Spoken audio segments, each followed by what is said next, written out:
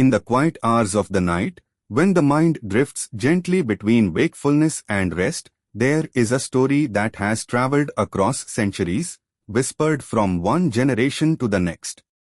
It is the story of Atlantis, a place described as more beautiful, more powerful, and more advanced than any other civilization of its time. A city of shimmering temples, vast harbors, golden palaces, and fields that stretched endlessly across the horizon. And yet, with all its glory, Atlantis is remembered not for what it achieved, but for how it was lost, swallowed by the sea in a single day and night of misfortune. From the very beginning, the tale of Atlantis has occupied a special place in human imagination. Unlike other myths, which are often bound to a single culture or region, Atlantis feels strangely universal. It is not just a story of one people, but a reflection of humanity's deepest questions: can greatness last forever? Can civilizations rise to unimaginable heights, only to vanish overnight? And perhaps most haunting of all, if such a place once existed, could it still lie hidden beneath the waves, waiting to be discovered? The first account of Atlantis did not come from sailors, merchants, or wandering poets. It came from one of the greatest philosophers in history, Plato. In two of his works, Timaeus and Critias, written more than 2000 years ago, he described an island larger than Libya and Asia Minor combined, situated beyond the Pillars of Heracles, what we now call the Strait of Gibraltar. It was, he said, the home of a mighty naval power, a civilization blessed with fertile lands, advanced architecture, and a people so strong they sought to conquer much of the known world. And yet, when Atlantis grew arrogant and corrupt, the gods punished it. In a single catastrophic event, the island was consumed by the ocean, leaving behind nothing but memory.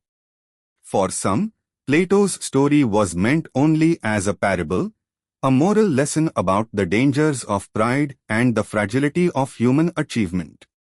For others, it was a record of something real, a glimpse into a forgotten chapter of history that slipped beneath the sea. This tension between allegory and reality is the heartbeat of the Atlantis mystery. It is what has allowed the legend to survive for over 2 millennia, fascinating philosophers, explorers, scientists, and dreamers alike. To understand why Atlantis has endured, we must place it in contrast with what we know of history. Civilizations rise and fall. This is a truth we can observe in the ruins of Mesopotamia, in the abandoned temples of the Maya, and in the sunken remains of ancient coastal cities. But Atlantis is not remembered as one civilization among many. It is remembered as the lost civilization, the ultimate symbol of greatness undone by catastrophe. Its destruction feels almost archetypal, echoing across cultures, resonating with flood myths from Mesopotamia, India, and the Bible. Atlantis may be Greek in origin, but its themes belong to all of humanity. As we step into this story, let us adopt a calm pace, like travelers walking along a shoreline at dusk, watching the waves roll in one after another. We will begin with Plato, the thinker who first gave Atlantis a name. We will then travel through time, exploring how different ages reimagined the lost city, from medieval scholars to Renaissance explorers, from 19th century mystics to modern scientists probing the depths of the Atlantic. Along the way, we will uncover real catastrophes that may have inspired the tale: volcanic eruptions, earthquakes, and floods that reshaped the ancient world. And we will reflect on the psychological pull of lost worlds, why humanity longs for golden ages and why we imagine them slipping away into the ocean. The mystery of Atlantis is not simply about whether a city once existed. It is about the way we, as human beings, tell stories about ourselves. Atlantis reflects both our highest aspirations the dream of a perfect society, and our deepest fears that even the greatest achievements can be undone in an instant. In this way, the myth is timeless. Whether Atlantis was real or not, its meaning continues to shape the way we see history, nature, and ourselves. As you listen, allow the rhythm of the story to wash over you, like the tides of the sea itself. There is no need to hurry. Each section will flow into the next, carrying you deeper into the legend and deeper into the calm of night. By the end, you may find that the question of whether Atlantis existed matters less than the journey its story has taken across cultures, across oceans, and across the centuries of human thought. The dream of Atlantis begins here, with imagination and with wonder. It is a story that invites you to close your eyes, picture a gleaming city beneath the waves, and drift gently into the greatest mystery of them all. When we search for the origins of Atlantis, our journey does not begin with explorers, cartographers, or adventurers of the sea. It begins with a philosopher. Plato, one of the greatest minds of ancient Greece, is the first person in recorded history to tell us about Atlantis. His words, carefully written in the dialogues Timaeus and Critias, remain the foundation upon which every version of the legend rests. Without Plato, there would be no Atlantis. To understand how the story emerges, it is important to picture the world in which Plato lived. He was born in Athens around 427 BCE, during a time of great intellectual and political change. Athens was recovering from wars with Sparta, yet it was also a center of philosophy, art, and inquiry. Socrates had walked its streets, questioning the nature of justice. Students debated the workings of the cosmos, the movements of stars, and the essence of human virtue. In this atmosphere, stories were more than entertainment, they were vehicles of thought, ways of exploring ideas about society, morality, and the human condition. It was within this tradition that Plato introduced the tale of Atlantis. In Timaeus, he sets the stage for a conversation about the origins of the universe, the creation of the world, and the ideal forms of government. The dialogue begins calmly, with discussion of natural philosophy and the order of existence. Then, almost unexpectedly, Plato has his characters recall an ancient story, a mighty civilization that once existed beyond the known world. According to the dialogue, Atlantis was an island greater in size than Libya and Asia Minor combined. It lay beyond the Pillars of Heracles, the narrow strait we now call the Strait of Gibraltar. In that distant realm, a people had built a vast and prosperous empire. They cultivated fertile lands, constructed temples of dazzling beauty, and commanded a navy powerful enough to challenge the great cities of the Mediterranean.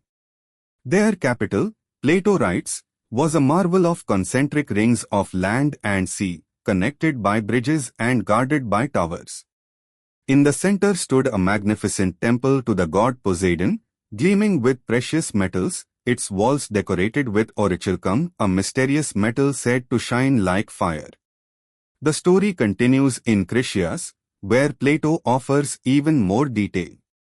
The island of Atlantis, he says, had 10 kings, each ruling a portion of the land, yet bound together in unity. They possessed wealth beyond measure, with resources of gold, silver, and ivory. Their harbors bustled with trade, their fields yielded abundant harvests, and their architects designed palaces fit for gods.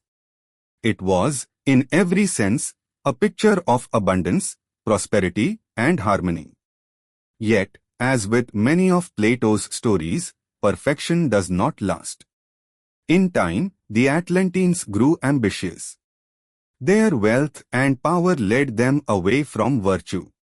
They sought to expand their influence, conquering lands, and threatening even Athens itself. This hubris, according to Plato, drew the anger of the gods. Zeus, seeing their arrogance, resolved to punish them. And so, in a single day and night of misfortune, Atlantis was struck by earthquakes and floods. The great island sunk beneath the waves of the Atlantic Ocean, leaving only memory. The tale, as told by Plato, carries the shape of a moral lesson. For readers in his time, it was not just a story of a lost city, but a reflection on the dangers of corruption, pride, and greed. Athens, a city that had recently survived war and political turmoil, could easily see itself in contrast with the Atlanteans. Where Athens prided itself on moderation and virtue, Atlantis embodied the destructive path of arrogance. And yet, there is something about the story that goes beyond allegory. Plato's dialogues are often filled with parables, but rarely with such vivid geographical and architectural description. He names places, sizes, distances, and rulers with surprising precision. This has led many to wonder, was Plato truly inventing a tale from imagination, or was he drawing on some older tradition, perhaps passed down through travelers, priests, or ancient memory? Plato himself claimed that the story of Atlantis came from Solon, a respected Athenian statesman and lawmaker who had visited Egypt 2 centuries earlier. According to the account, Egyptian priests told Solon about a great island civilization destroyed thousands of years before. Solon supposedly brought the tale back to Greece, where it eventually reached Plato's family. If this is true, then Plato was not the originator of the story, but its transmitter, giving voice to a legend already ancient in his time. Still, historians caution us to treat this carefully. Plato was a philosopher first and foremost, not a historian. His works aimed to teach ideas, not preserve facts. To him, Atlantis was an example of what happens when a society loses its moral compass. Whether it existed or not was secondary to the lesson it provided. And yet, for readers across the centuries, the possibility that such a place might have been real proved irresistible. The language Plato chose only added to the allure. The vision of golden temples, endless fields, and glittering canals was so compelling that it etched itself into imagination. The sudden destruction, so swift, so final, left behind a mystery that begged to be solved. Unlike many myths that fade into obscurity, Atlantis lingered, inviting question after question. Why did Plato describe the island with such detail? Why place it in a specific location beyond the Pillars of Heracles? Why connect it to Athens and frame it as a conflict between two great powers? Some argue that Plato wished to glorify Athens, portraying it as the defender of virtue against a mighty enemy. Others believe he was blending fragments of real history, echoes of disasters like volcanic eruptions or floods, with philosophy. Whatever his intention, the story had a life of its own. Once written, it could not be contained by allegory alone. Generations of thinkers would wrestle with it, wondering if Atlantis was fact, fiction, or something in between. In the calm glow of Plato's words, a city rose and fell, leaving its shadow to wander through time. And so, the legend of Atlantis began not as a tale of sailors or merchants, but as a dialogue, written in the thoughtful voice of a philosopher. From these pages, a mystery was born that would outlive empires, cross oceans, and captivate the imagination of the world. To truly understand how the legend of Atlantis emerged, we must step back into the world of Plato himself, a world filled with both brilliance and turbulence. The Athens of Plato's time was not simply a city of philosophers sitting quietly beneath marble columns. It was a place of contrasts, a society standing between triumph and uncertainty, memory of past glories and fear of what the future might hold. Plato was born in 427 BCE, in the shadow of the Peloponnesian War, a long and bitter conflict between Athens and Sparta. This war left deep scars on the Greek world. Once a shining example of democracy and culture, Athens had suffered defeat, political upheaval, and economic hardship. Citizens questioned their leaders. Old traditions clashed with new ideas. For a young mind like Plato, the instability of his society could not have gone unnoticed. It was the backdrop to his philosophical search for order, justice, and the ideal way of life. At the same time, Athens was still a center of dazzling achievement. The Parthenon crowned the Acropolis, its columns gleaming in the Mediterranean sun. Artists sculpted lifelike statues of gods and heroes. Playwrights filled theaters with tragedies and comedies that explored the human condition. The Agora, the bustling marketplace, was filled with merchants trading goods from across the Mediterranean: olive oil, wine, pottery, and ideas. Philosophy thrived here, nourished by a culture that valued debate, inquiry, and the pursuit of wisdom. Plato himself was a student of Socrates, the man who walked the streets of Athens questioning everything. Socrates did not leave behind books, but his conversations left an indelible mark on Plato. When Socrates was executed in 399 BCE, accused of corrupting the youth and disrespecting the gods, Plato was shaken. It confirmed for him that Athens, despite its greatness, could also fall prey to injustice and arrogance. The idea that a society could reach extraordinary heights and yet collapse through its own failings was etched into Plato's mind. This perspective shaped his storytelling. In a world where city-states fought for dominance, where democracies faltered and tyrants rose, the tale of Atlantis fit perfectly. It was not merely a myth of a sunken city, it was an echo of the dangers Plato saw around him. Civilizations, he believed, were fragile. Greatness was never permanent. Without virtue and moderation, even the mightiest could fall. Greek culture was rich with such cautionary tales. Myths spoke of kings who defied the gods, of cities destroyed by hubris, of heroes undone by pride. To Plato's audience, Atlantis would not have felt entirely foreign. It was part of a familiar moral pattern: prosperity leads to arrogance, arrogance invites punishment, and punishment brings downfall. The Greeks had seen it in their myths of Troy, in the tragedies of their theatre, and even in their own recent history. Yet what made Plato's account unique was the blending of philosophy with geography. He did not simply speak of arrogance and downfall in abstract terms. He gave Atlantis a home beyond the known world, described its size and structure, and tied it to Athens itself. This gave his audience a vivid picture, one that felt half lesson, half history.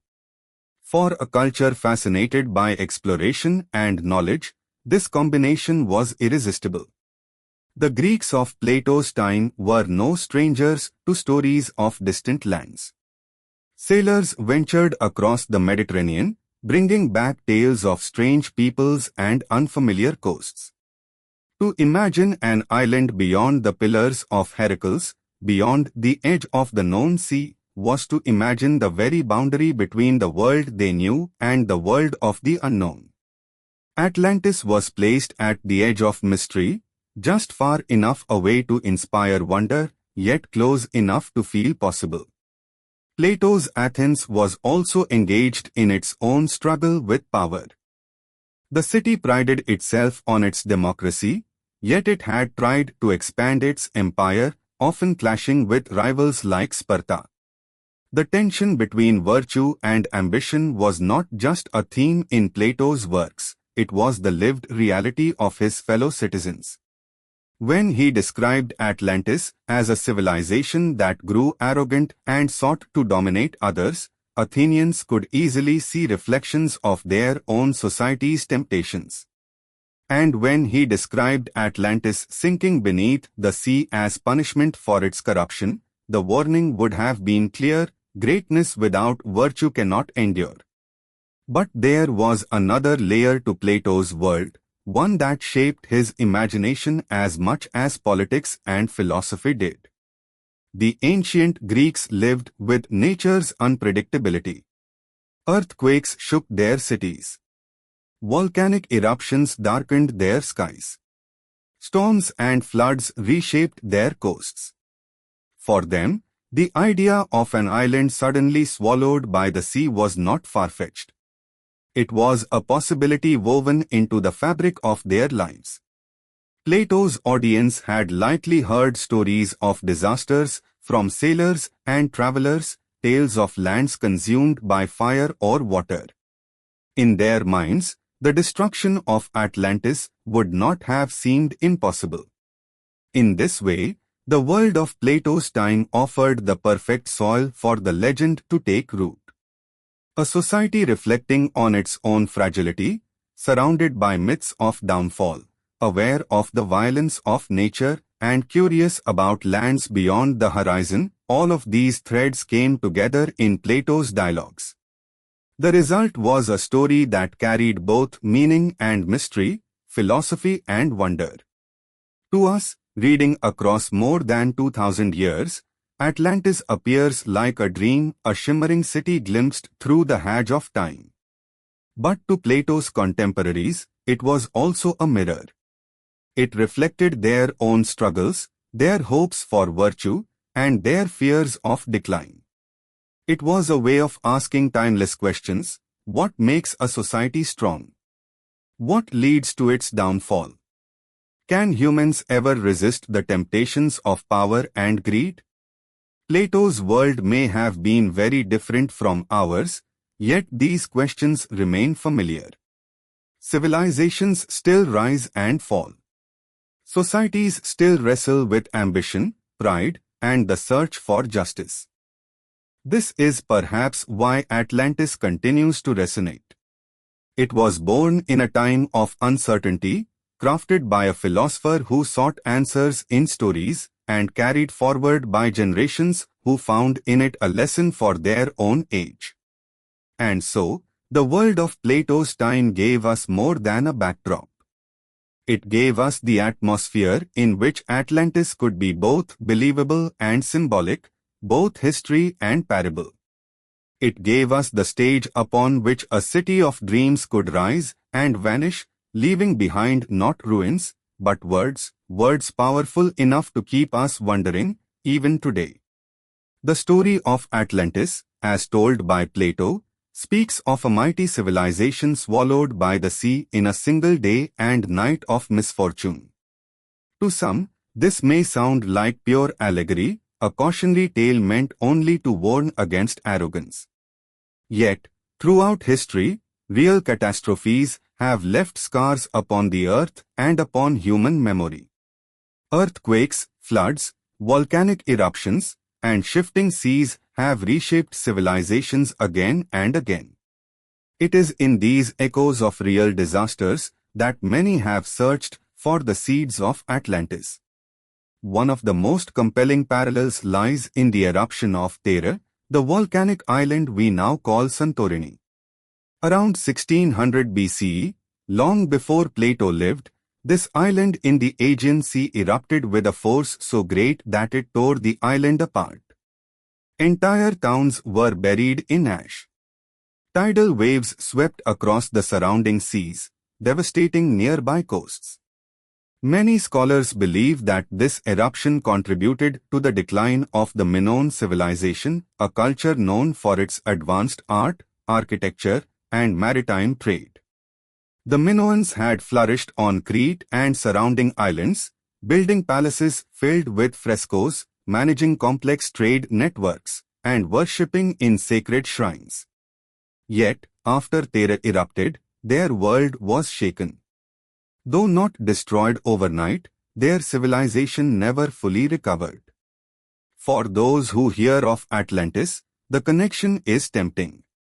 A flourishing maritime culture, rich in art and trade, undone by a violent act of nature, the Minoans sound like the real-world counterpart to Plato's fabled island. Their palaces at Knossos and other sites suggest a society capable of wonders. Their sudden decline, linked to natural disaster, leaves behind the kind of haunting absence that myths often grow from. Was Plato, or the storytellers who preceded him, echoing distant memories of this catastrophe when describing Atlantis' destruction? Beyond Terra, there are many other echoes in human history. Flood myths appear across cultures, from Mesopotamia's tale of Utnapishtim in the Epic of Gilgamesh, to the biblical account of Noah's Ark, to Hindu stories of Manu surviving a great flood. Native American, Chinese, and Pacific Island traditions carry similar memories of waters rising to swallow lands and people. While the details vary, the theme is remarkably consistent. A great flood wipes away civilizations, leaving only survivors and memory. Some scientists believe these shared myths may reflect real events at the end of the last ice age. Around 12,000 years ago, as glaciers melted and sea levels rose, coastlines were transformed. Vast stretches of land that once connected continents were drowned. Entire regions that may have supported early human communities vanished beneath the sea. In places like the Black Sea, geological evidence suggests that dramatic flooding events reshaped the landscape. For people living through these times, the rising waters must have seemed sudden, overwhelming, and unforgettable. Could Plato's Atlantis, described as an island swallowed by the ocean, be an echo of these ancient memories? Perhaps not a specific city, but a collective memory of the sea's power retold, reshaped, and woven into myth. In this way, Atlantis may serve as a symbolic vessel, carrying the memory of countless real disasters across cultures and centuries. Earthquakes also offer haunting parallels. Greece itself lies along fault lines, and ancient communities often experienced tremors and collapses. Entire settlements could be destroyed within moments, leaving survivors to tell of lands shaken apart. Combined with floods or tidal waves, such events could inspire tales of sudden destruction like that of Atlantis. Even in more recent centuries, natural disasters have left lasting cultural impressions. When Pompeii was buried under ash from Mount Vesuvius in 1979 CE, the memory of a thriving city suddenly erased was preserved in Roman accounts. Though far removed from Atlantis, it shows how human imagination responds to catastrophe by framing it as both tragedy and lesson. What makes the Atlantis story especially powerful, however, is not just its echoes of disaster, but its blending of prosperity and downfall. Many real civilizations have mirrored this pattern. The Indus Valley civilization flourished with advanced urban planning, only to decline, perhaps due to changing rivers and climate. The Maya built towering cities in Central America, yet faced collapse through drought, war, and ecological strain. Time and again, human history has seen greatness followed by sudden decline. Atlantis, whether real or imagined, encapsulates this rhythm in its most dramatic form, glory consumed in a single night. For Plato's audience, these themes would have resonated. They lived in a region where earthquakes rattled the earth, where memories of floods and volcanic eruptions lingered in stories, and where the fall of once great societies was evident in ruins scattered across the Mediterranean. To hear of an island lost to the sea was not a strange fantasy. It was a magnified version of what they already knew to be possible. It is also worth noting how memory transforms disaster into myth. Survivors rarely preserve every detail with precision. Over generations, stories are retold, reshaped, and simplified. A flood becomes a world-destroying deluge. An eruption becomes divine punishment. An earthquake becomes the wrath of the gods. As the years pass, what was once a tragic event becomes a timeless legend. In this sense, Atlantis may not point to one single catastrophe, but rather represent the way human memory processes disaster.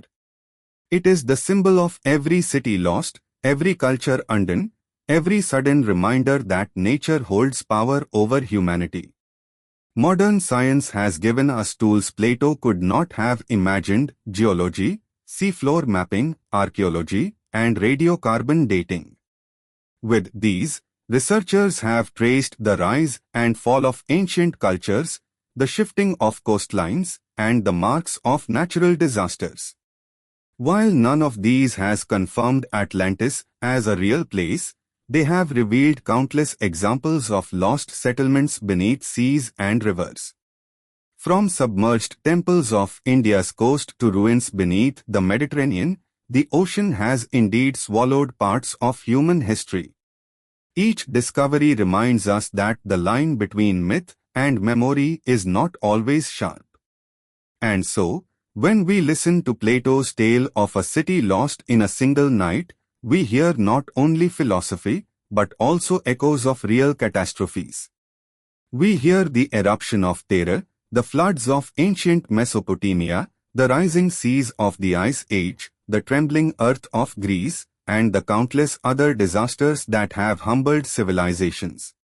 Atlantis is not one story, but many. It is a chorus of human memory, shaped by the relentless forces of nature. Perhaps this is why the legend endures. It does not need to be real to feel true.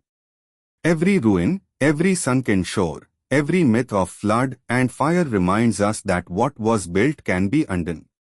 In the stillness of night, as waves rise and fall against unseen coasts, we can almost hear the echo of those long-ago disasters, and with them, the whisper of Atlantis sinking into the sea.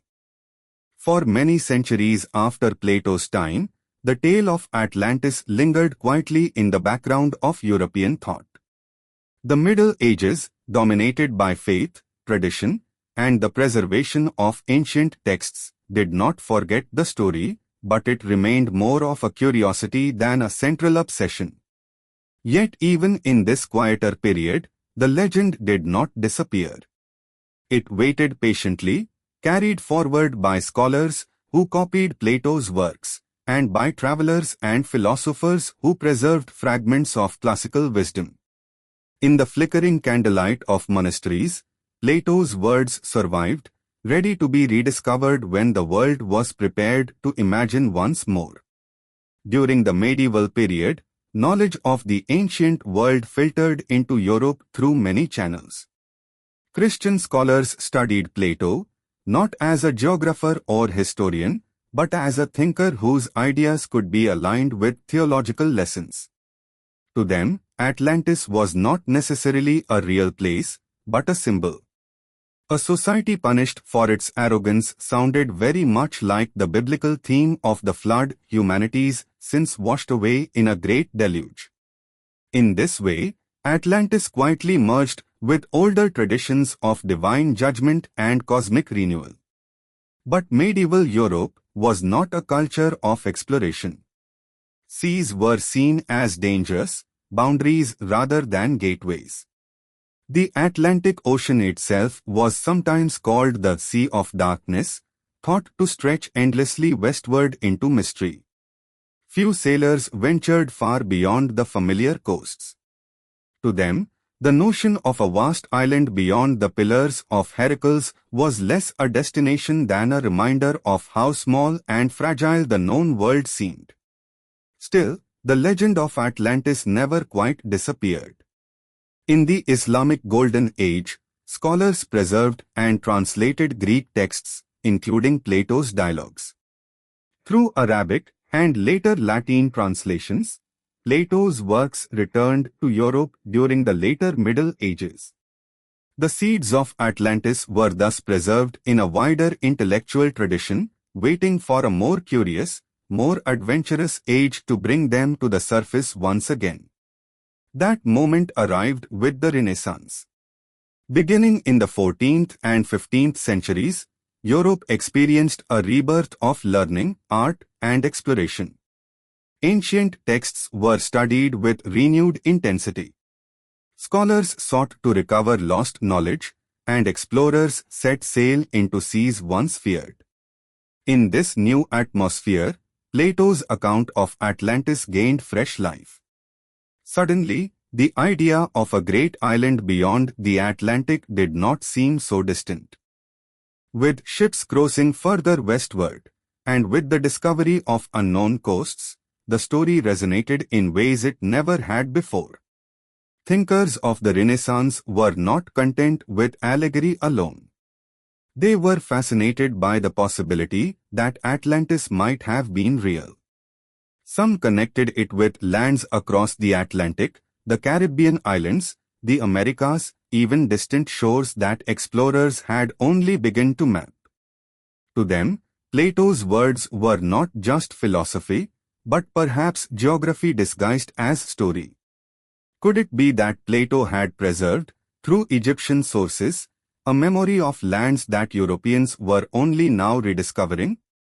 Writers and scholars began weaving Atlantis into their visions of a wider world. In the 15th and 16th centuries, as sailors returned with tales of rich civilizations in the Americas, the Aztec and Inca empires with their gold, temples, and great cities, the parallels seemed striking. Had Europeans, they wondered, stumbled upon the descendants of Atlantis? Were these cultures living echoes of a golden age drowned long ago? Even more, Atlantis became a canvas for utopian thought. Philosophers of the Renaissance were deeply concerned with questions of ideal society. Sir Thomas More's Utopia, written in 1516, described an island community organized by reason and justice. Francis Bacon's New Atlantis, written in the early 17th century, imagined a land of advanced knowledge and scientific achievement hidden far across the seas. Though not direct retellings of Plato, these works borrowed his idea of a distant, unknown island as a stage upon which humanity could dream of perfection. Atlantis, in this sense, was no longer only about loss. It was also about possibility, the chance to imagine how the world could be if guided by wisdom. The age of discovery made such dreams vivid. Each voyage westward carried not only sailors, but also stories, expectations, and hopes. Islands glimpsed on the horizon could be mistaken for the remnants of Plato's Atlantis. Maps sometimes included mysterious lands that blurred fact and imagination. The Atlantic, once the sea of darkness, became the ocean of wonder, its waves carrying not only ships but myths reborn. In this way, Atlantis in the medieval and Renaissance mind was transformed. From a moral lesson in the Middle Ages, it became a tantalizing possibility in the Renaissance. It bridged the old world and the new, tying together philosophy, theology, and exploration. The lost city was no longer just a warning from Plato's dialogues. It became a symbol of the unknown, of knowledge waiting beyond the horizon, of civilizations that might exist just out of reach. And yet, the lesson of downfall remained. Even as explorers celebrated discovery, they also carried reminders that great civilizations could vanish. The ruins of ancient peoples, the mysteries of forgotten empires, and the fragile nature of power all echoed Plato's theme. Atlantis was both dream and warning, both golden age and sudden ruin. By the end of the Renaissance, the legend of Atlantis was firmly embedded in European imagination. It had traveled from philosophy to theology, from allegory to geography, from myth to map. It had become, once again, a living story, one that would only grow stronger in the centuries to follow. As the 19th century dawned, the legend of Atlantis was ready to undergo yet another transformation. The Enlightenment had already reshaped how people thought about history, science, and the natural world. Empires expanded across the globe, archaeological discoveries uncovered lost civilizations, and advances in geology and biology painted a new picture of Earth's deep past. In this age of curiosity and exploration, the story of Atlantis re-emerged with renewed force. It was no longer only a symbol or a philosophical tale, it became a mystery that many believed might actually be solved. The 1800s were a time when hidden worlds were being revealed. Ancient cities like Pompeii and Herculaneum emerged from volcanic ash. The Rosetta Stone unlocked the secrets of Egyptian hieroglyphs. Travelers ventured into deserts, jungles, and distant mountains, finding ruins of forgotten cultures. Each discovery proved that vast civilizations had risen and fallen long before modern memory. If Troy, once thought a myth, could be found by Heinrich Schliemann in the late 19th century, then why not Atlantis as well? The boundaries between legend and reality blurred in thrilling ways. Into this atmosphere stepped writers and thinkers who saw Atlantis not as a fable but as a hidden chapter of human history. One of the most influential voices was Ignatius Donnelly, an American congressman and writer. In 1882, he published Atlantis, the Antediluvian World. Donnelly's book argued passionately that Atlantis had been a real place, the cradle of civilization itself. According to him, the knowledge, architecture, and myths of the Egyptians, the Mayans, and other cultures could be traced back to this lost island. His ideas were sweeping and bold, suggesting that all human progress was connected to Atlantis, and that its memory had scattered across the globe after the cataclysm. Donnelly's theories were not supported by hard evidence, but they captured the imagination of millions. His book became wildly popular, influencing generations of readers, and it gave Atlantis a new identity, not just a cautionary tale, but a mystery waiting to be solved with science and archaeology. In the quiet evenings of the 19th century, readers dreamed of sunken continents and lost knowledge, lulled by the thought that somewhere beneath the waves lay the origins of humanity. At the same time, geology was undergoing a revolution. Scientists like Charles Lyell revealed the immense age of the Earth, while Charles Darwin's theory of evolution suggested deep, gradual changes over countless millennia. These discoveries clashed with the sudden catastrophe Plato described. But instead of dismissing Atlantis, many thinkers adapted it. They imagined slow shifts in the Earth's crust, rising and sinking continents, or ancient islands lost beneath oceans over vast timescales. In this way, science did not erase Atlantis, it reshaped it. The fascination only grew in the early 20th century. Explorers scoured the globe, while popular magazines and newspapers published stories of strange ruins, mysterious artifacts, and reports of vanished islands. Advances in undersea exploration added to the allure.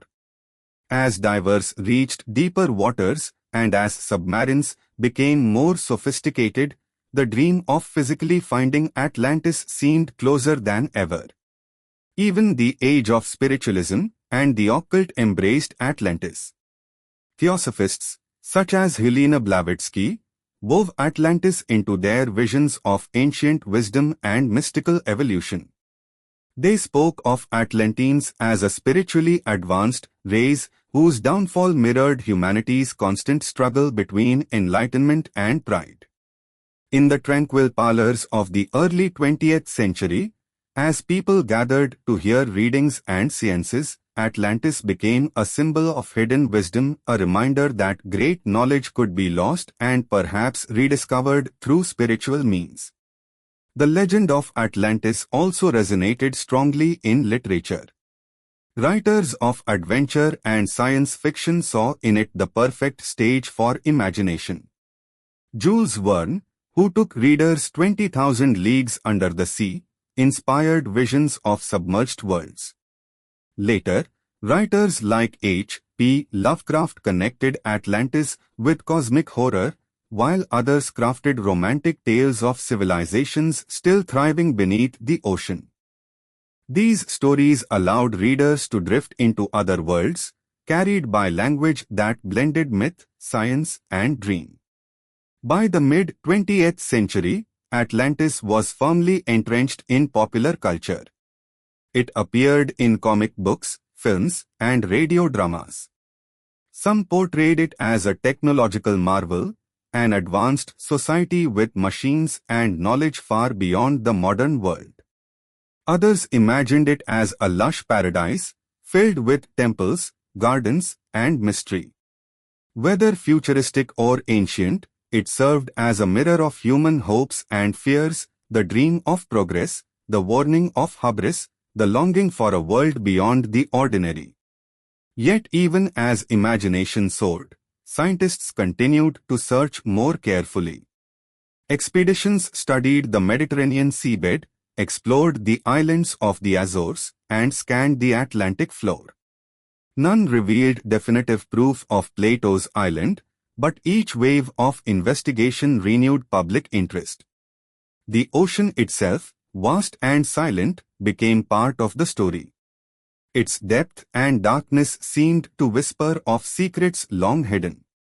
In the peaceful evenings of the 20th century, radio programs and later television documentaries spoke softly of Atlantis, blending fact with speculation. Listeners and viewers could close their eyes and drift, carried on calm voices that described ruins beneath the sea, lost continents, and ancient mysteries. Atlantis, by then, was not just a myth or a hypothesis. It was a story that belonged equally to science, to literature, and to dream. The allure of discovery was as much about the search as about the truth. People were enchanted not only by the possibility that Atlantis might exist but also by the very act of imagining it. To dream of Atlantis was to take part in the grand adventure of human curiosity. It was to stand at the edge of the known world, listening to the ocean's hush, and to wonder what stories might lie beneath its waves. By the close of the 20th century, Atlantis had become one of the greatest mysteries of all time. It had inspired scholars, writers, dreamers, and explorers. It had shaped novels, scientific theories, and spiritual visions. Whether real or imagined, it endured because it spoke to something deep within the human spirit, the desire to uncover the hidden, to connect with lost wisdom, and to believe that even in a world mapped and measured, there remain places of mystery. Thus, the 19th and 20th centuries did more than revive Plato's tale. They gave it new layers, weaving it into the modern age. Atlantis became a stage where science and myth danced together, where reason and imagination blended. And in that blending, the legend grew stronger, preparing to move into yet another era, the world of modern science, technology, and continuing exploration. The legend of Atlantis has always balanced on a delicate line between myth and possibility. For centuries, poets and philosophers spoke of it in symbolic tones, while dreamers painted it in colors of wonder. But as the modern age unfolded, scientists and geologists began to ask a different question: could there be a factual foundation beneath Plato's story? Could the earth itself, with its restless movements and deep history, provide explanations for a vanished land? The 19th and 20th centuries opened new horizons in geology. Long-held beliefs that the Earth's surface was fixed and unchanging gave way to ideas of gradual transformation. Rivers carved valleys, glaciers moved mountains, and seas swallowed coasts. These revelations encouraged some to think that perhaps Plato's story of a sunken land was not mere invention, but a memory of real events. One of the earliest scientific approaches to Atlantis came through the study of catastrophism, the idea that sudden, violent events shaped the Earth's surface. Catastrophists pointed to massive floods, earthquakes, and volcanic eruptions as forces powerful enough to erase entire regions. Could it be, they wondered, that Atlantis was destroyed in such a cataclysm? This way of thinking gave the myth a scientific language, grounding the dramatic collapse described by Plato in real geological processes. Volcanoes were among the most compelling suspects. In the Mediterranean, the island of Santorini, once known as Thera, bore the scars of a colossal eruption around 1600 BCE. The explosion tore apart the island, leaving a vast caldera surrounded by the sea. The eruption sent tsunamis across the Aegean, devastating the nearby Minoan civilization. Here was a disaster on a scale worthy of legend. Many scholars began to see in Thera a historical inspiration for Atlantis, a flourishing culture brought low by fire, water, and trembling earth. The Minoan theory remains one of the most widely discussed scientific explanations. The Minoans had palaces, art, advanced trade networks, and seafaring skill. To later generations, their sudden decline could easily have seemed like the erasure of a great empire. Perhaps Plato, writing centuries later, had folded memories of the Minoans into a moral tale. Though Santorini lies in the Aegean rather than beyond the Pillars of Heracles, the parallels are striking: an advanced island society undone by catastrophe. Other geological explanations reached further afield. Some researchers pointed to the Canary Islands and the Azores, volcanic archipelagos rising from the Atlantic. Their rugged landscapes suggested a larger landmass once broken apart and submerged. Could these lonely islands be the surviving peaks of Atlantis? Explorers and scientists mapped their coastlines, studied their geology, and imagined how vast stretches of land might have sunk beneath the waves over millennia. The development of plate tectonics in the mid-20th century brought new insights. Scientists learned that continents drifted slowly over time, carried on massive plates floating atop the Earth's mantle. With this discovery, the idea of lost continents seemed at once possible and impossible. Continents could indeed shift, collide, and break apart. But they did not simply vanish into the depths in sudden catastrophes. Atlantis, if real, could not have been a true continent. Yet smaller landmasses, islands, and coastal regions could indeed be swallowed by the sea through earthquakes, landslides, and rising waters. The Ice Age provided another avenue of explanation. During the last glacial maximum, sea levels were far lower than today. Vast areas of land connected regions that are now separated by water. As the ice melted and seas rose, coastal settlements would have been drowned, leaving behind only memories of lands lost to the ocean.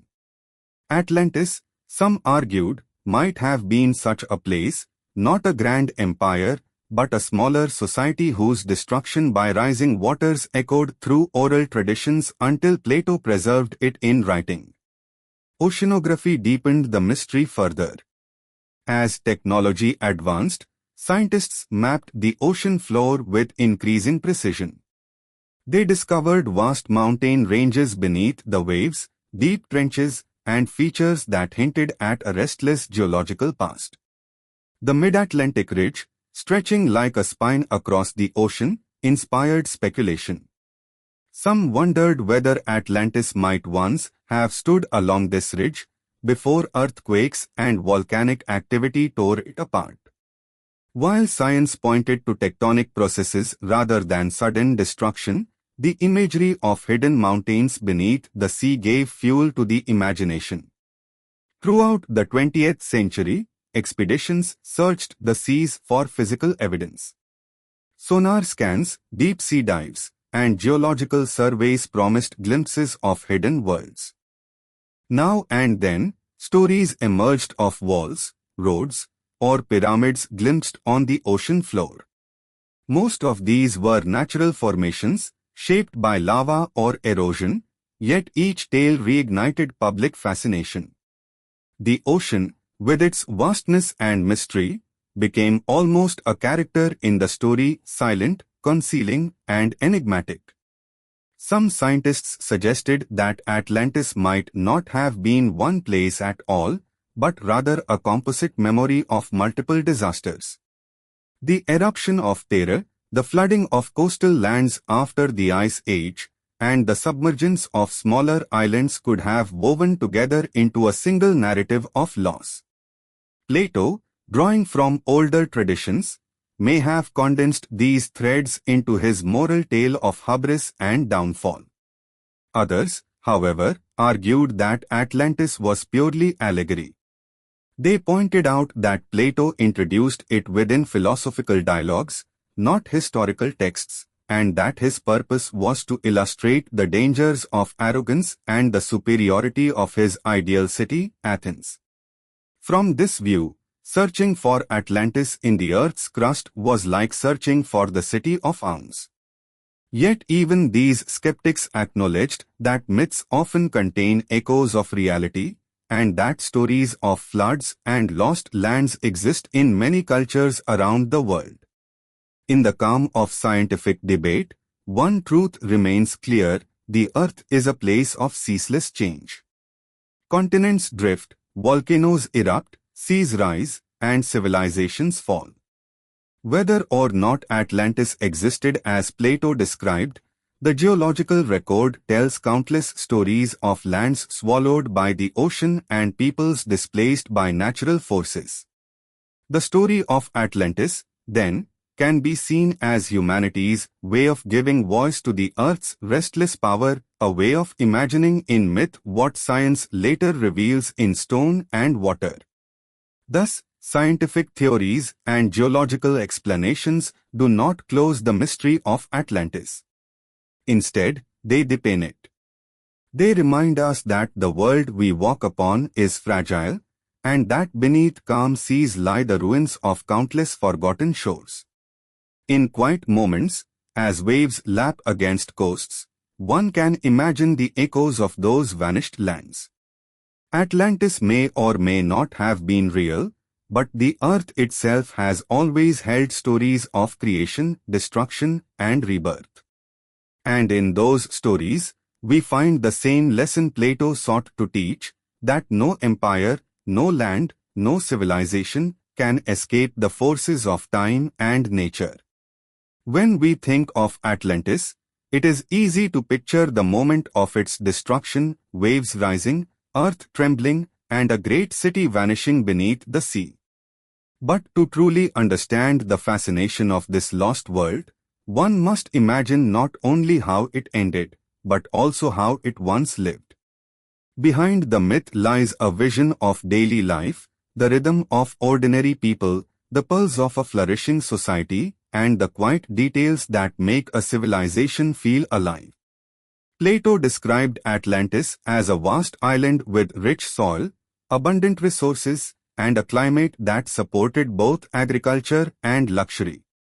The land was said to be ringed by canals, with a capital city built in concentric circles of land and water, crossed by bridges and guarded by gates. In this vision, Daily life unfolded in harmony with nature and architecture, a blending of practicality and beauty. The people of Atlantis, according to the tale, lived in a world designed for grandeur but sustained by everyday labor. At dawn, the streets of the capital might have echoed with the sounds of merchants setting up their stalls. Fishers brought in their catches from the surrounding seas, unloading baskets of shimmering silver and red fish at the docks.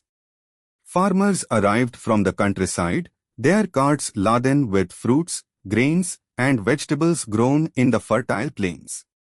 The air would have been filled with a mixture of scents, the salt of the ocean breeze, the sweetness of ripe produce, and the smoky aroma of bread baking in clay ovens. In the marketplace, people haggled over prices, exchanged news, and admired exotic goods brought by traders. Atlantis was said to be wealthy in natural resources, particularly metals. The mysterious orichalcum, a reddish gold metal, adorned the walls of temples and palaces. Craftsmen worked it into jewelry and tools, selling their wares alongside pottery, woven textiles, and carved wooden figures. For the citizens of Atlantis, wealth was not an abstract idea. It was something seen, touched, and displayed in everyday life. Education and philosophy may also have played a role in their world. Plato, who imagined Atlantis, placed great importance on knowledge and order. It is not difficult to picture schools where young Atlanteans learned to read, calculate, and debate. In shaded courtyards, elders might have discussed the movements of the stars, the order of society, and the balance between power and humility.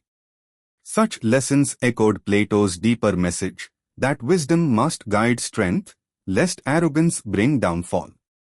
The military, too, was central to Atlantean life. Plato described a vast army and navy, with thousands of ships and soldiers. Training grounds would have resounded with the clash of weapons and the shouts of drillmasters. Young men, perhaps even from noble families, prepared for campaigns that projected Atlantis' power far across the seas. At the same time, the sight of shining warships anchored in the harbors reminded ordinary citizens of the empire's reach and ambition. For many, pride in their cities would have been part of daily existence. Religion shaped the heart of the capital.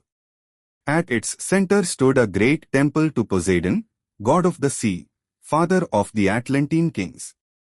The temple's walls gleamed with orichalcum, and statues of the god, surrounded by sea horses and dolphins, reminded citizens of their divine protector.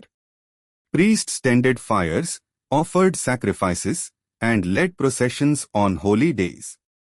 For families, worship was woven into life's milestones, births, marriages, and harvests, all marked with offerings to the sea god who gave them their land.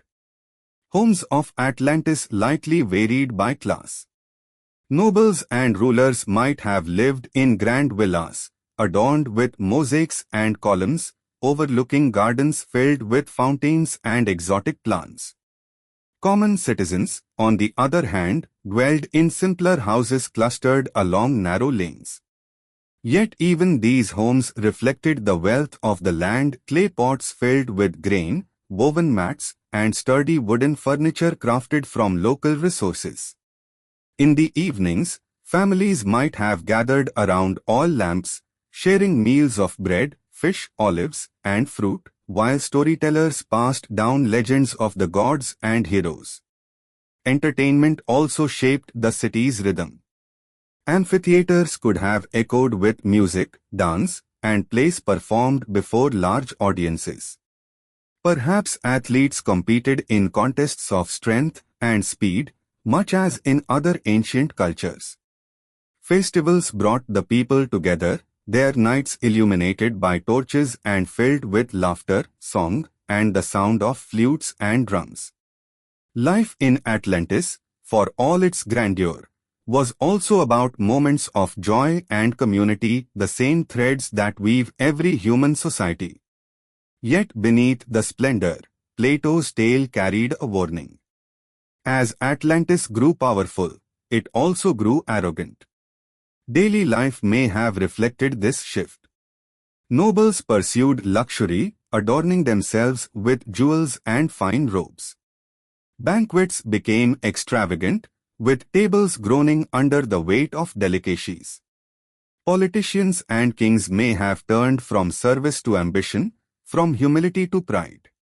For the ordinary people, such changes would have been felt in rising taxes, endless wars, or the widening gap between rich and poor. Slowly, the balance that sustained daily life may have frayed. And then, of course, came the end. Plato tells us that in a single day and night of misfortune, Atlantis was swallowed by the sea. To imagine daily life is also to imagine its abrupt interruption, merchants abandoning stalls as the earth shook, families fleeing homes as waves thundered across the streets, priests crying out in temples as walls cracked and flames fell. The sounds of ordinary life, laughter, music, haggling, prayer would have been replaced by chaos. In that moment, the imagined life of Atlantis dissolved into silence, leaving only legend. Even so, the story of daily life in Atlantis matters. It allows us to see the lost city not only as a grand idea but as a place filled with people. People who ate and worked, who prayed and dreamed, who built homes and raised children. People whose ordinary days became extraordinary in memory, transformed into myth by the tragedy of their fall. In this way, Atlantis is more than a legend of destruction. It is also a mirror of humanity itself, our creativity, our ambition, our joys, and our flaws. To picture the daily life of Atlantis is to picture ourselves, reflected through the calm waters of time, waiting for the tides of memory to carry us gently into sleep. Every legend carries with it a moment of turning, a point where greatness becomes fragility and triumph bends toward tragedy. For Atlantis, that moment is its fall, the sudden and violent catastrophe that, according to Plato, destroyed the island in a single day and night of misfortune. To imagine this event is to walk with the Atlanteans in their final hours, to hear the echoes of a city undone, and to reflect on the timeless lesson that even the mightiest civilizations can crumble. Plato tells us that Atlantis grew proud.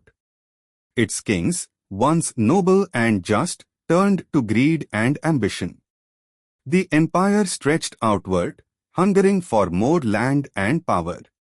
Its armies pressed against other nations, its rulers no longer content to live in harmony with the blessings they had received. In Plato's telling, the gods looked upon this arrogance with disapproval. What had once been a society blessed by divine favor had drifted away from balance. The fall of Atlantis was not only geological but moral, the earth itself seemed to rise against their pride. To imagine the catastrophe is to see a world of sudden and terrible change. The earth quaked violently, shaking homes and temples, toppling statues and walls. Bridges spanning the concentric canals cracked and fell into the waters below. Fires broke out in the city, filling the sky with smoke. Families clutched one another as they tried to escape the collapsing streets, their voices drowned by the roar of the trembling ground. And then came the sea. Towering waves surged toward the island, crashing over harbors and ships, sweeping markets and gardens into foam. The docks that once bustled with trade were buried beneath the ocean's fury. Ships, once the pride of Atlantis' navy, splintered like toys against the rising tides. Those who had built their lives around the sea now found it turning against them, reclaiming the land that had once seemed eternal. In the countryside, Farmers fled from fields that cracked open beneath their feet. Rivers overflowed, washing away livestock and crops. The lush plains, once symbols of abundance, became pathways for destruction. The air itself seemed filled with thunder, the deep, rolling sound of the earth breaking apart, mingled with the cries of those who realized their world was ending. Some may have turned to the gods in desperation, gathering at the great temple of Poseidon. There, under the gleaming walls of Orichalcum, priests lit sacred fires and offered prayers. But even these fires would have faltered as tremors shook the temple and waters surged through its gates. The statue of Poseidon, towering and majestic, may have toppled in the chaos, a final sign that the god's protection had been withdrawn. In this imagined vision, the fall of Atlantis was swift and merciless. The capital, with its shining walls and concentric canals, disappeared beneath the waves. Villages scattered across the island were swallowed in foam and darkness. In a single day and night, the island that had once been the pride of the seas was gone, leaving behind only rippling waters where a great civilization had stood. For those who believe Plato's story to be based on memory, the catastrophe reflects real disasters of the ancient world. The eruption of terror, the floods of coastal lands during the Ice Age, and earthquakes that reshaped the Mediterranean all offer echoes of what Atlantis might represent. In each case, people would have witnessed their homes destroyed with terrifying speed, their lives overturned by forces beyond control. The myth of Atlantis may thus preserve not just one disaster, but the collective memory of many. But the fall of Atlantis is more than an account of physical destruction. It is also a parable of human pride. Plato uses the image of the island's collapse to warn of the dangers of arrogance, reminding us that power untempered by wisdom leads inevitably to ruin. Just as the waves closed over Atlantis, so too can hubris close over any society that forgets humility. The catastrophe, then, is not only about land and sea. It is about the collapse of balance between human ambition and the natural order. To picture the end of Atlantis in calm reflection is to see both fear and stillness. Imagine the last voices fading as the ocean swallowed the city, replaced by silence. The waters settled, covering all trace of what had been. Where once there were streets and temples, now only the sea stretched endlessly, its surface smooth, as though nothing had ever existed below. This sudden quietness is part of the legend's power. The violence of destruction gives way to the eternal calm of the ocean, a silence that carries mystery across the ages. In the centuries that followed, sailors may have gazed out across the Atlantic, unaware of the world hidden beneath their ships. Fishermen may have wondered about storms and strange currents, whispering of lands lost to the deep. And philosophers, recalling Plato's words, kept alive the idea that somewhere, beneath the waves, lay the ruins of arrogance and the memory of greatness undone.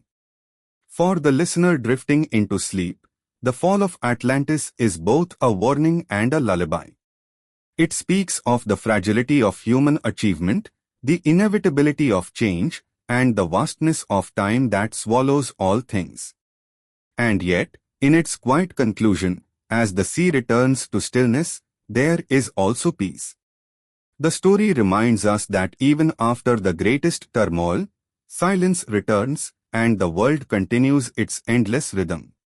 Thus, the catastrophe of Atlantis is not merely a tale of destruction.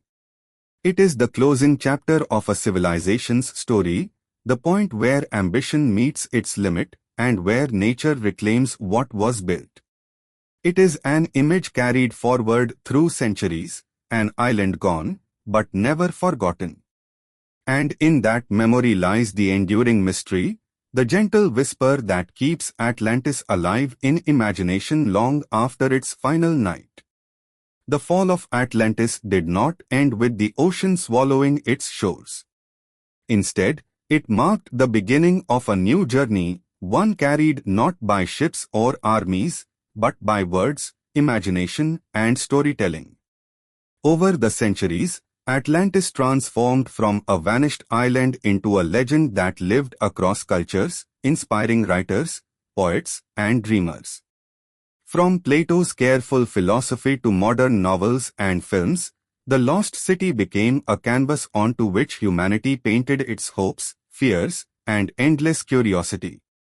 The story begins with Plato himself. In his dialogues Timaeus and Critias, he introduced Atlantis not as a mere fable, but as a tale with a moral lesson. For Plato, the island was a mirror, reflecting both the potential of human greatness and the dangers of unchecked pride.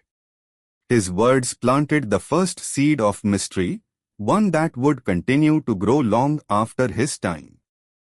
Philosophers who followed debated whether Atlantis was fact or allegory, while storytellers found in it the spark of a narrative too powerful to ignore. During the Renaissance, as Europe rediscovered classical texts, Atlantis was reborn in the minds of scholars and poets. Thinkers such as Francis Bacon imagined it not as a fallen land, but as a utopia, a place where knowledge and harmony flourished. In his work New Atlantis, Bacon described an island dedicated to science and discovery, where wisdom guided society rather than ambition. This reinterpretation shifted the myth from tragedy to possibility, turning Atlantis into a vision of what humanity could aspire to achieve.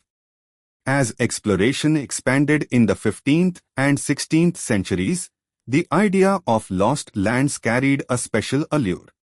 The Atlantic Ocean, vast and mysterious, became the perfect stage for speculation. Sailors whispered of islands that appeared and disappeared, of lands beyond the horizon that might still hold secrets. Atlantis, in this era, was not just a myth. It was a possibility, waiting to be found by the next voyage.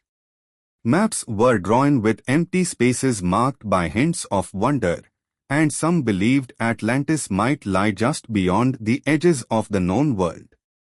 By the 19th century, fascination with Atlantis had reached new heights. Writers such as Jules Verne and Ignatius Donnelly breathed fresh life into the legend.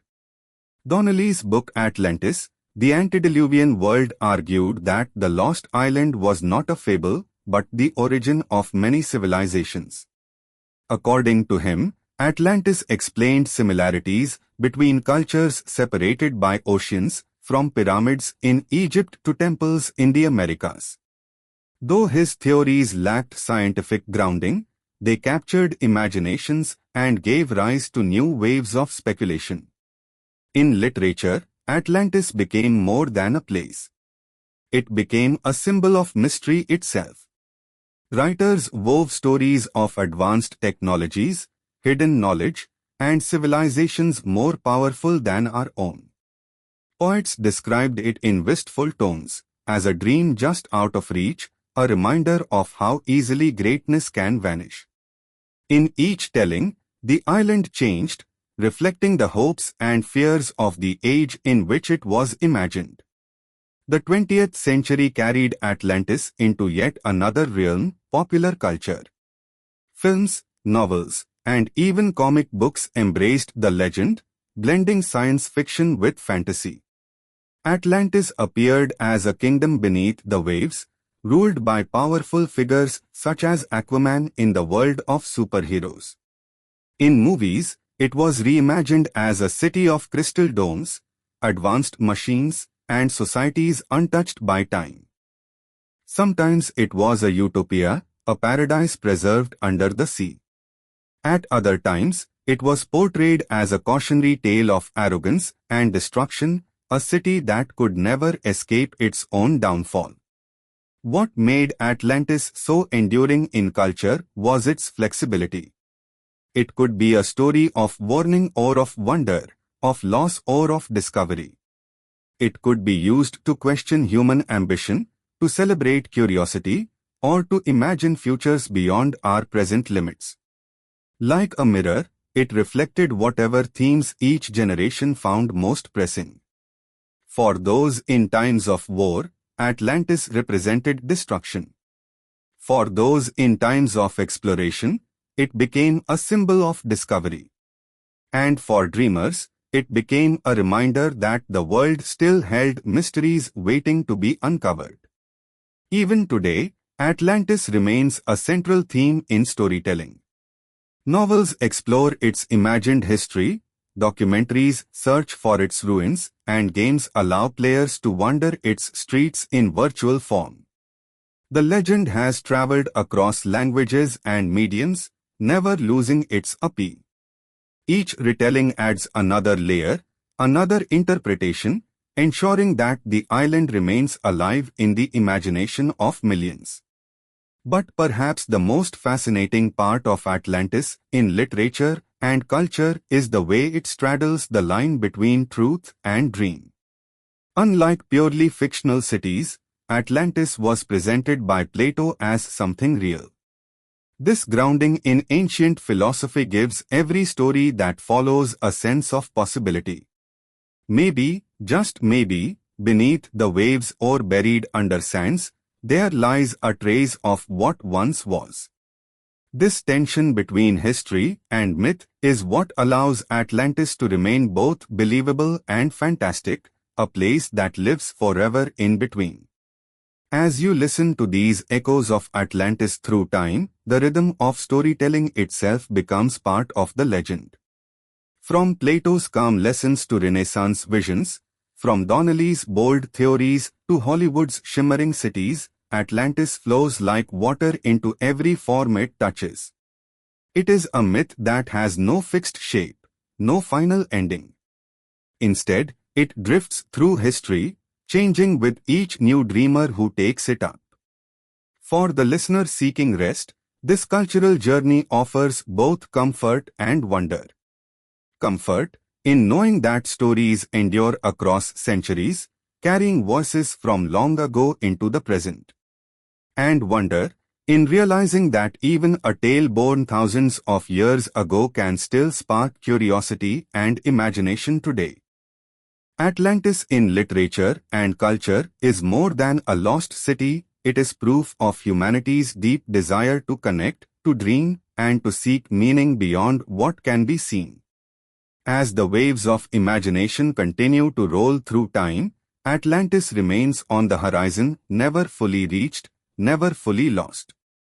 It lives in books, in films, in whispered legends, always waiting for the next telling.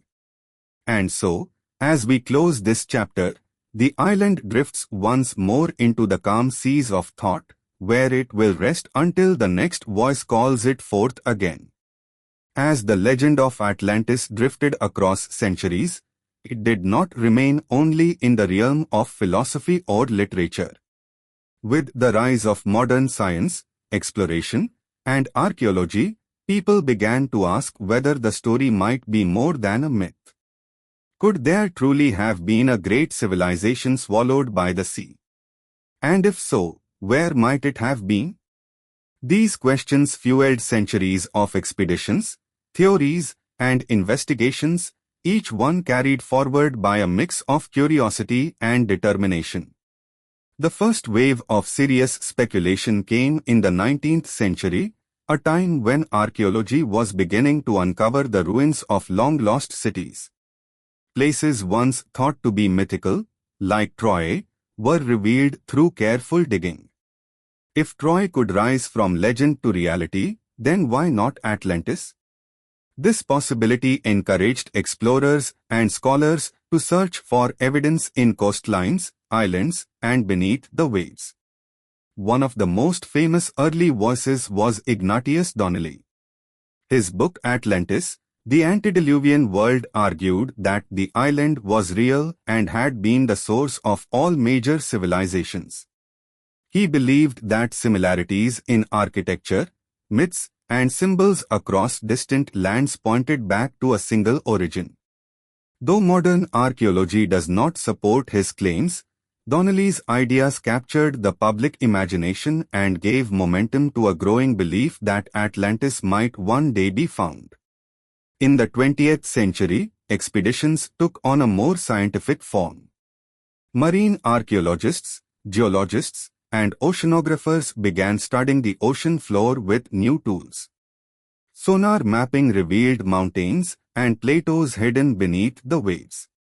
Divers explored submerged ruins in places like the Mediterranean and the Caribbean, wondering if these structures might hold clues. Each discovery, whether natural formation or ancient wall, reignited debate over Atlantis' possible location. Many theories centered around the Mediterranean. Some suggested that Atlantis was not across the Atlantic, but closer to Greece itself. The island of Santorini, once called Thera, was a major focus. Around 1600 BCE, a massive volcanic eruption devastated the Minoan civilization there, sending waves across the sea and burying towns in ash. The suddenness and scale of the disaster matched Plato's description of Atlantis' fall. Could this eruption have been the real event that inspired the story? Other scholars turned their attention further west, believing that Plato's words about beyond the Pillars of Hercules, the ancient name for the Strait of Gibraltar, should be taken literally. This would place Atlantis somewhere in the Atlantic Ocean.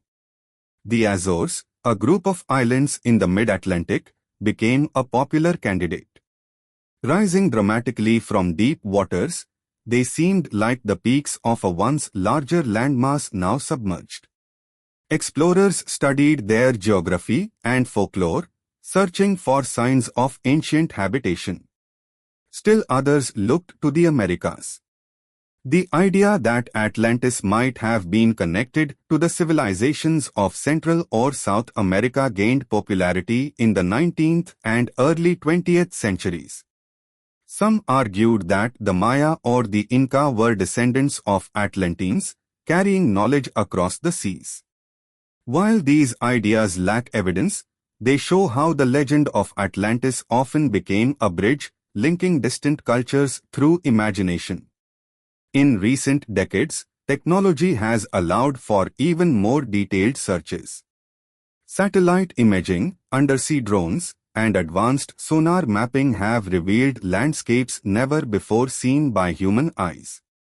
Vast plains beneath the sea, ancient riverbeds, and even mysterious geometric patterns have sparked discussion. While most of these findings are natural formations, they keep alive the sense that the ocean still holds secrets. One particularly intriguing discovery was the Bimini Road in the Bahamas, a series of underwater stone formations resembling a pathway. Found in the 1960s as it led some to believe it might be part of Atlantis. Scientists later explained it as a natural arrangement of limestone, but the fascination remained. For many, places like Bimini symbolize the thin line between natural wonder and human imagination. Beyond physical expeditions, theories about Atlantis extend into geology and climate science. Some researchers propose that the legend may preserve memory of Ice Age floods.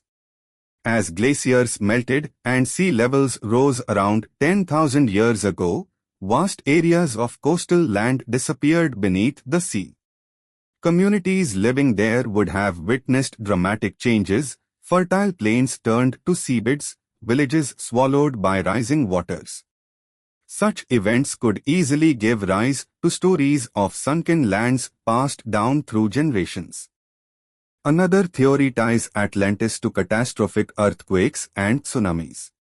The Mediterranean and Atlantic are home to tectonic activity capable of reshaping coastlines in hours. Ancient people, experiencing such disasters, may have preserved the memory in mythic form. Plato's Day and Night of Misfortune could reflect these sudden natural events.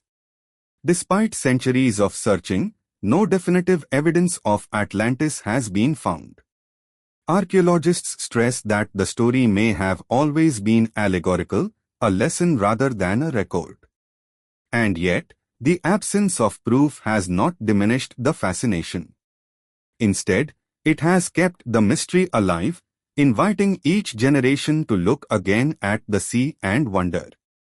What makes the search for Atlantis so enduring is not just the possibility of finding ruins, but what the legend represents. It is the dream of discovery, the belief that there are still great mysteries hidden in the world. Scientific expeditions embody this spirit.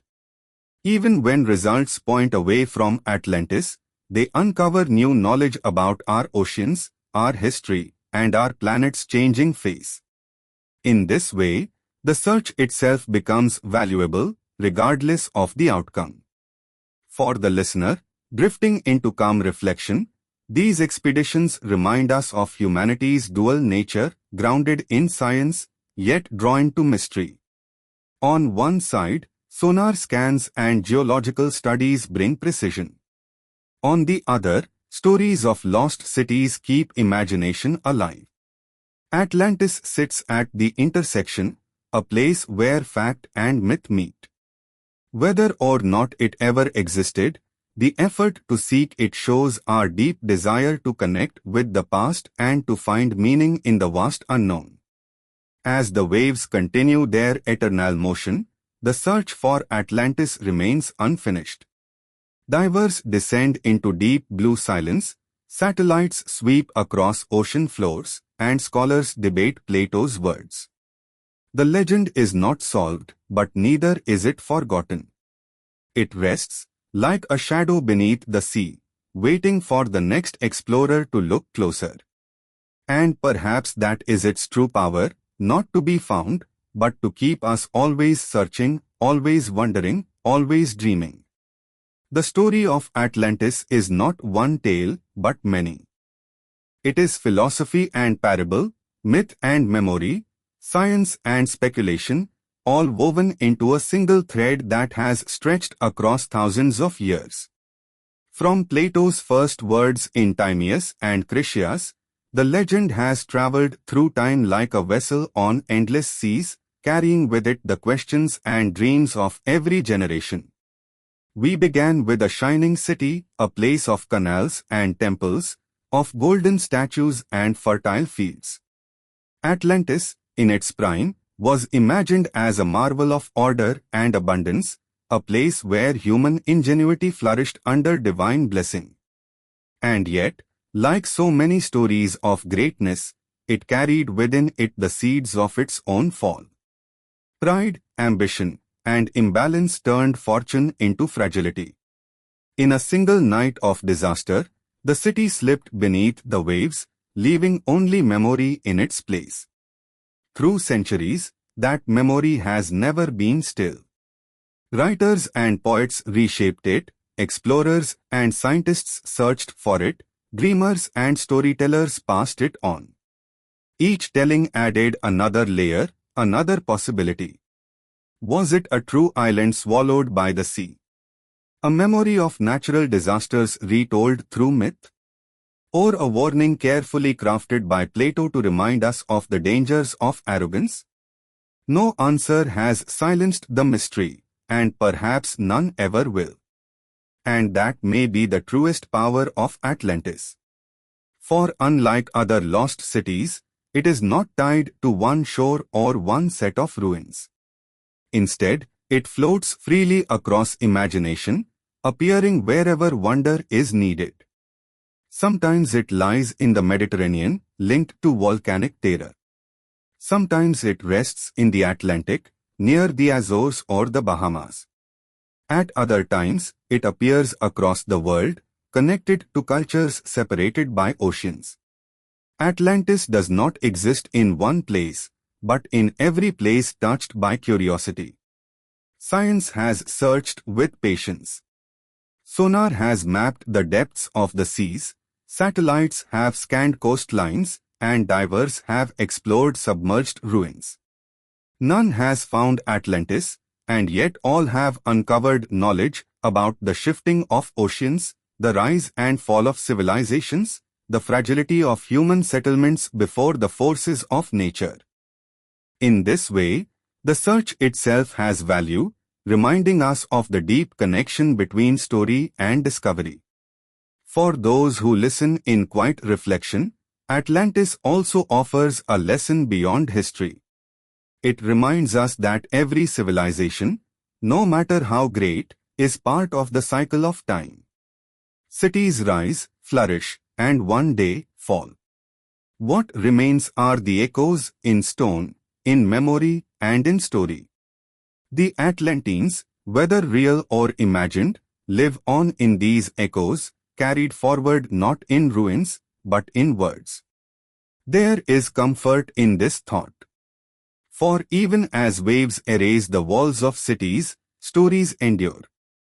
They travel farther than ships, last longer than monuments, and survive even when the world that gave them birth has changed.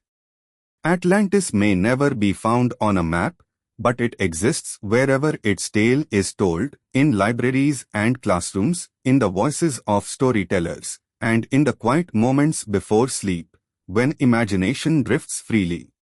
As the legend closes, picture once more the calm sea at night. The waters are smooth, the stars reflected gently on their surface. Somewhere beneath lies the memory of Atlantis, silent, hidden, eternal. It does not disturb the stillness, but becomes part of it, a secret folded into the rhythm of the ocean. To listen to the story is to rest beside those waves, carried into calmness by the thought of mysteries too vast to solve, yet gentle enough to dream upon. And so, Atlantis remains. Not lost, not found, but forever suspended between history and myth. A city swallowed by the sea, yet lifted endlessly by imagination.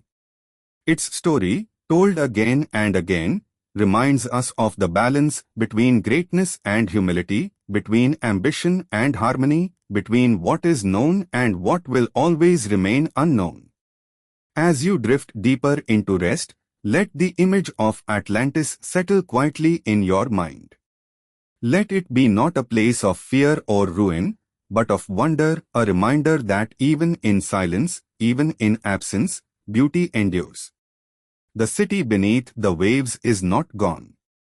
It is waiting, in every story yet to be told, in every dream yet to be dreamt, in every calm night where the ocean of imagination stretches wide. And perhaps that is where Atlantis truly lives, not in stone, not in maps, but in us.